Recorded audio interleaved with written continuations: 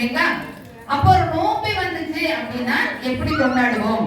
ஒரு பொங்கல் வந்துச்சுன்னு வச்சுக்கங்களேன், எப்படி கொண்டாடுவோம் அப்படிங்கிற விஷயம் தாத்தாவும் பாட்டியும் தான் அந்த குழந்தைகளுக்கு சொல்லி கொடுப்பாங்க இல்லைங்களா? பெற்றோர்களுக்கு நேரம் இருக்காது.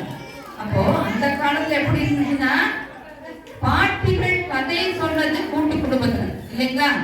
பாட்டிகளே கதைகளாய் கொண்டு தனி குடும்பம் இல்லைங்களா? தனி குடும்பத்துல பாட்டிகளே கதைகளாக போயிட்டாங்க.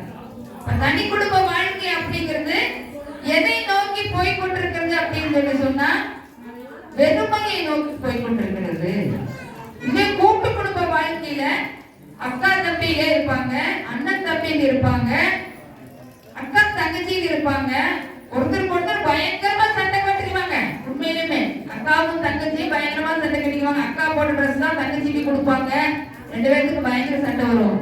ஆனா பெற்றோர்கள் இருக்கும் போது சண்டை வரும். ஆனா தனிப்பட்ட இருக்கும் பொழுது என்ன பண்ணுவாங்கன்னா, இல்ல தங்கச்சிக்கு இதை கொஞ்சம் கொடுத்துடலான்னு அக்கா விட்டு கொடுப்பா, அக்காவுக்கு இதை கொடுத்துடலான்னு தங்கச்சி விட்டு கொடுப்பா. அப்போ குழந்தைகள் எப்போ விட்டு கொடுக்கிற தன்மை அவங்களுக்கு வரும்னு சொல்லி சொன்னா, குழந்தைகள் கூடி இருந்து விளையாடும் பொழுது, ஒன்னா இருக்கும் பொழுது ஒருத்தருக்கு ஒருத்தர் விட்டு கொடுக்கலாங்கிற எண்ணம் அவங்களுக்கு வரும் இல்லைங்களா? இன்னைக்கு பல குடும்பத்துல டைவர்ஸ் அதிகமா இருக்கிறதுக்கு காரணமே என்னன்னு பார்த்தோம்னா, அவங்க எல்லாம் தனி குழந்தைகளா வளர்க்கப்படுவதுதான் காரணம். இப்ப எதையுமே அட்ஜஸ்ட் பண்ற மென்டாலிட்டி அவங்களுக்கு கிடையாது. பெற்றோர்கள் எதையும் சொல்லி கொடுத்து வளர்க்கறது இல்ல. சொல்லி கொடுத்தாலும் குழந்தைங்க கேட்கறது இல்லை. ஏன் கேட்கறது இல்லைன்னு சொல்லி சொன்னா, விட்டு கொடுக்கிற மனசு அவங்களுக்கு கிடையாது. ஒன்னா கூடி விளையாண்ட காலம் மலையேறி போயிடுச்சு. தனியாவே வாழ்ந்து குழந்தைங்க தேவைன்னு கேட்கறதுக்கு முன்னாடியே நாம செஞ்சு கொடுத்து எல்லாத்தையும் பழக்கப்படுத்துற காரணத்தினாலே அதுக்கு என்ன மனசுக்குள்ள நினைக்குதுன்னா, நம்ம வேணும்னு கேட்கறதுக்கு முன்னாடியே செஞ்சு கொடுப்பாங்க எல்லாருமே நினைப்போட கல்யாணம் பண்ணிட்டு புகுந்த வீட்டுக்கு போறாங்க. அந்த புகுந்த வீட்டுல என்ன பிரச்சனைனா, இவங்க எல்லாம் விட்டு கொடுக்கக்கூடிய சூழ்நிலை வரும் பொழுது பெண்கள் அதை எதிர்கொள்ளக்கூடிய சக்தி அந்த குழந்தைகளுக்கு இருக்கிறது. இன்றைய காலகட்டத்துல குடும்பங்கள் தனிமையாக போவதற்கு காரணம் தான். குடும்பம் தனியா போகுது, அப்புறம் இவங்க சொன்ன மாதிரி 2 பேரும் கணவன் மனைவி தனித்தனியா போயிடுறாங்க. அப்போ ஒரு மனிதனுடைய கடமை என்னன்னு பார்த்தோம்னா, தனக்கு உண்டான சந்ததிகளை உருவாக்கி கொடுப்பது இந்த சமுதாயத்திற்கு அப்படிங்கிறது மனிதனுடைய தலையாய கடமை. இப்ப நம்ம மட்டும் இந்த உலகத்துல வாழ்ந்தே இருக்க கூடாது. நமக்கு பின்னாடியே நமக்கு உண்டான சந்ததிகளை இந்த உலகத்திற்கு கொடுத்து கொள்ள வேண்டும், கொடுத்துட்டு போகணும் அப்படிங்கிறது நம்மளுடைய தலையாய கடமை.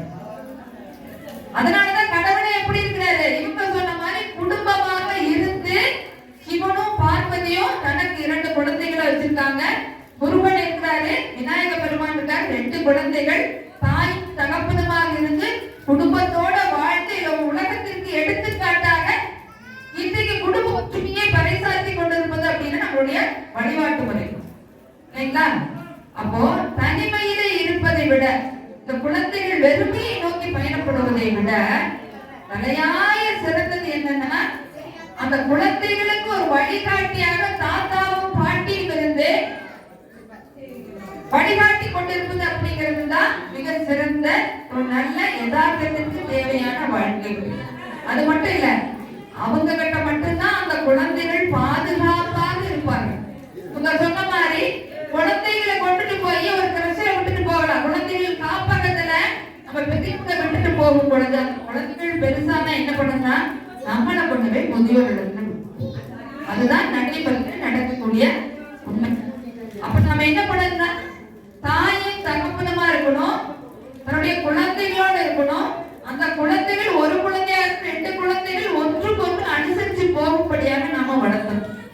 இப்படி வளர்த்துவதற்கு தேவையான சூழ்நிலைகள் எப்ப உருவாகும் அப்படின்னு கேட்டா, அது கூட்டு குடும்பத்தில் மட்டும்தான் அந்த சூழ்நிலைகளை நாம் உருவாக்கி கொடுக்க முடியும்.